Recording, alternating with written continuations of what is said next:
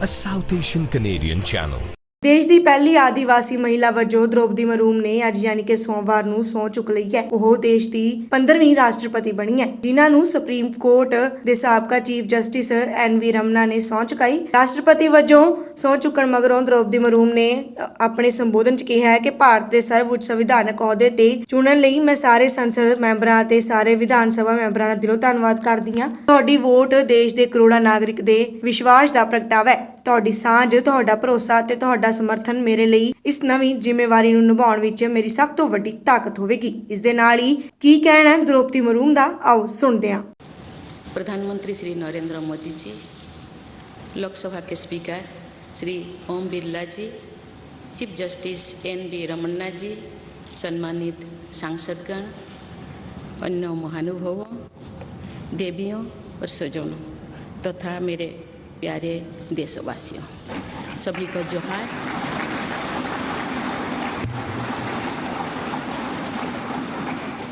भारत के सर्वोच्च संवैधानिक पद पर निर्वाचित करने के लिए मैं सभी सांसदों और सभी विधानसभा सदस्यों का हार्दिक आभार व्यक्त करती हूँ। आपका मत देश के करोड़ों नागरिकों के विश्वास की अभिव्यक्ति है।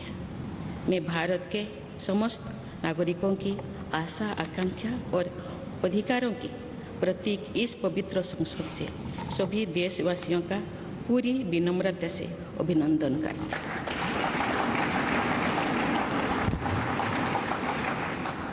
आपकी आत्मीयता, आपका विश्वास और आपका सहयोग मेरे लिए इस नए दायित्व का निभाने में मेरी बहुत बड़ी ताकत रहेगी।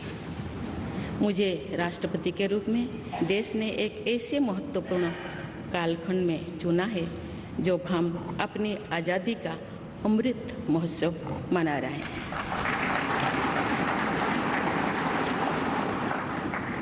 आज से कुछ दिन बाद ही देश अपनी स्वाधीनता के 75 वर्ष पूरी करेगा।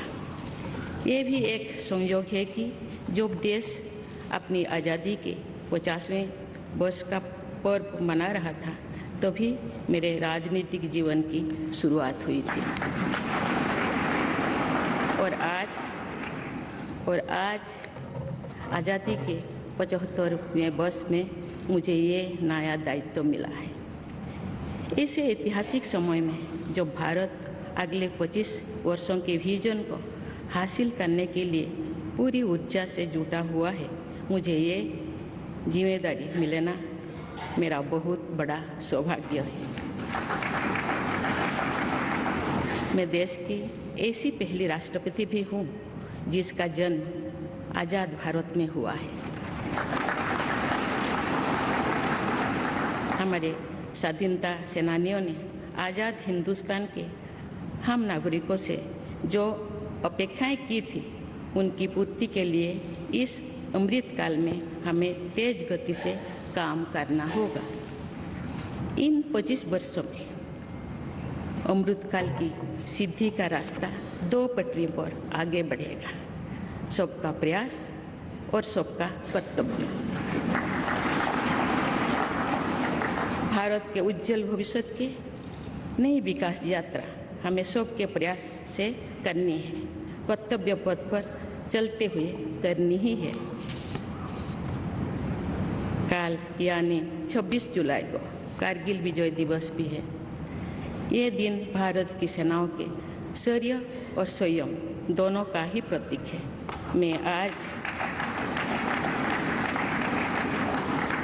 मैं आज देश की सेनाओं को तथा देश के समस्त नागरिकों को कारगिल विजय दिवस की अग्रिम शुभकामनाएं देती हूँ। देवियों और स्वजनों, मैंने अपनी जीवन यात्रा पूर्वी भारत में ओडिशा के एक छोटे से आदिवासी गांव से शुरू की थी। मैं जिस पृष्ठभूमि से आती हूँ, वहाँ मेरे लिए प्रारंभिक शिक्षा प्राप्त करना भी एक सपने जैसा ही था, लेकिन अनेक बाधाओं के बावजूद मेरा संकल्प दृढ़ रहा और मैं कॉलेज जाने वाली अपने गांव की पहली बेटी थी।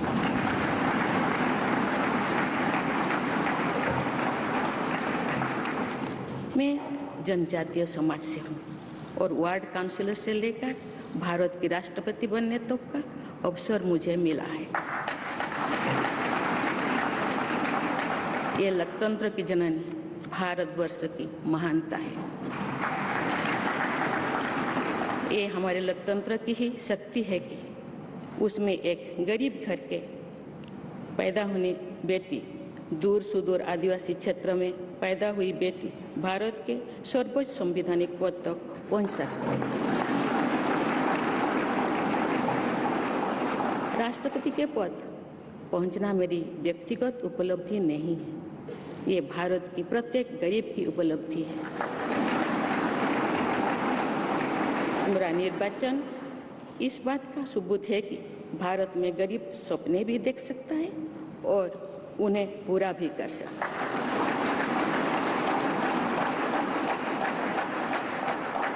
और ये मेरे लिए बहुत संतोष की बात है कि जो सदियों से वंचित रहे, जो जीवन विकास के लाभ से दूर रहे, वे गरीब, दलित, पिछड़े तथा आदिवासी मुझे ये अपना प्रतिबिंब देख सकते हैं।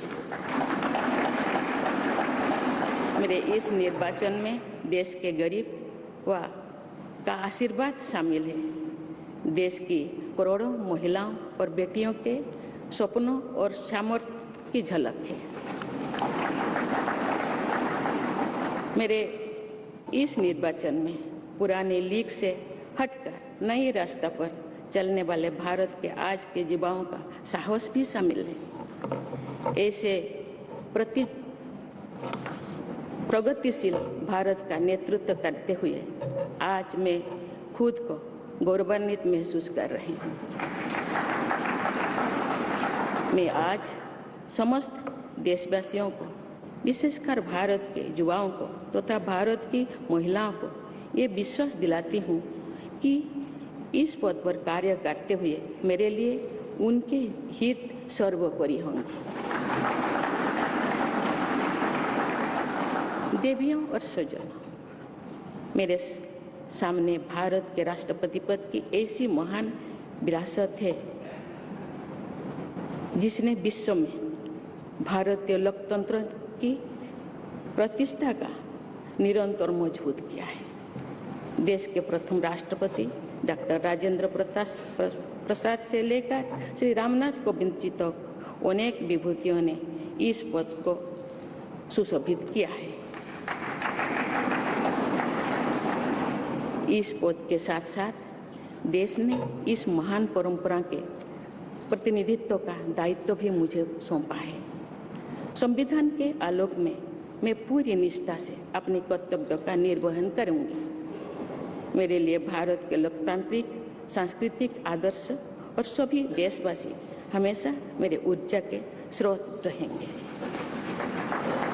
देवियों और स्वजनों, हमारे संवैधानिक संग्राम में, स्वाधीनता संग्राम में एक राष्ट्र के तौर पर भारत की नई यात्रा की रूपरेखा तैयार की है।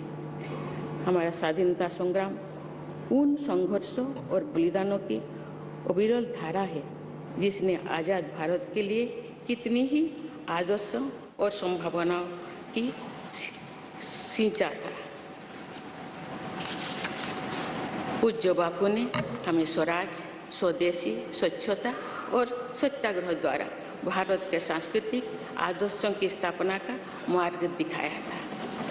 नेताजी सुभाष चंद्र बोस, नेहरू जी, सरदार पटेल, बाबा साहेब अम्बेडकर, भगत सिंह, सुखदेव, राजगुरु, चंद्रशेखर आजाद जैसे अनगिनत स्वाधीनता सेनानियों ने हमें राष्ट्र की स्वाभिमान को सर्वोपरि रखने की शिक्षा दी थी। रानी लक्ष्मीबाई, रानी वेलु नाचियार, रानी गाईदिन्लु और रानी चेन्निमा जैसी अनेकों वीरांगनाओं ने राष्ट्र इच्छा और राष्ट्र निर्माण में नारी शक्ति की भूमिका को नई ऊर्जा दी है। संथाल क्रांति, पाइक क्रांति से लेकर कोल क्रांति और भील क्रांति ने स्वतंत्रता संग्राम में आदिवासी योगदान को और सशक्त किया। सामाजिक उत्थान एवं देश प्रेम के लिए धरती आबा भगवान बिरसा मुंडा जी के बलिदान से हमें प्रेरणा मिली थी। मुझे खुशी है कि आज़ादी की लड़ाई में जनजातीय समुदाय के योगदान को समर्पित अनेक म्यूजियम देश भर में बनवाया जा रहा है।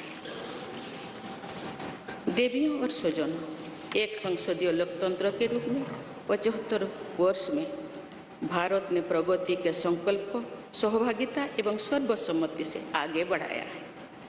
विविधताओं से भरे अपने देश में हम अनेक भाषा, धर्म, संप्रदाय, खान पान, रहन सहन, रीति रिवाजों का अपनाते हुए एक भारत श्रेष्ठ भारत के निर्माण में सक्रिय है। आज़ादी के 75वें वर्ष के अवसर पर आया है अमृतकाल। भारत के लिए नए संकल्पों का कालखंड है। आज मैं इस नए युग के स्वागत में अपने देश को नई सोच के साथ तत्पर और तैयार देख रही हूँ। भारत आज हर क्षेत्र में विकास का नया अध्याय जोड़ रहा है। कोरोना महामारी के वैश्विक संकट का सामना करने में भारत ने जिस तरह का सामर्थ्य दिखाया है, उसने पूरे विश्व में भारत की साख बढ़ाया है।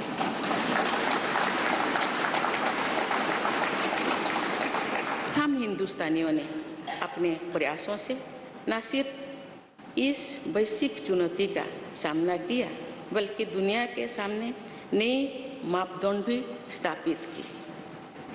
कुछ दिन पहले भारत ने कोरोना वैक्सीन की 200 करोड़ डोज लगाने का कीर्तिमान बनाया।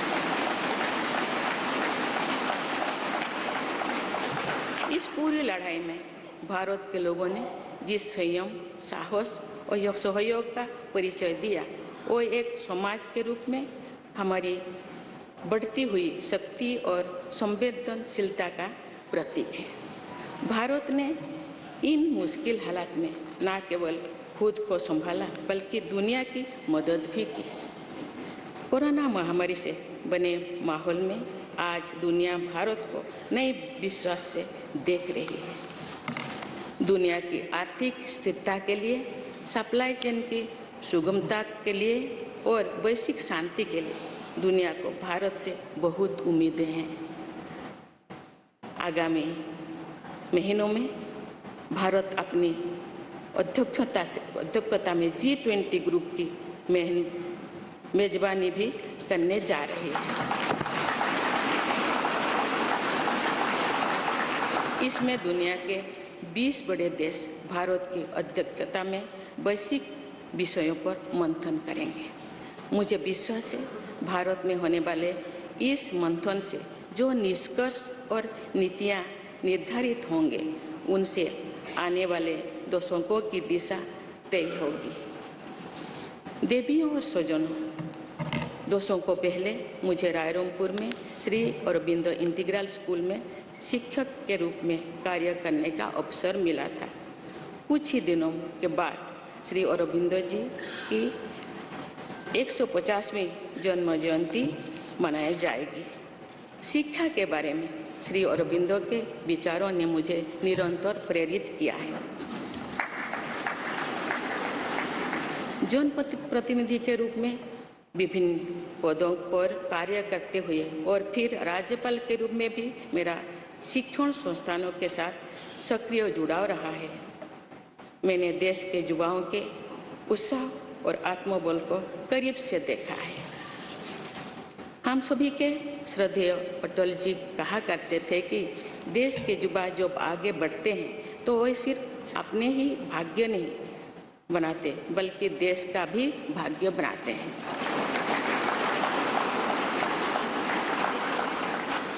आज हम इसे सोच होते देख रहे हैं।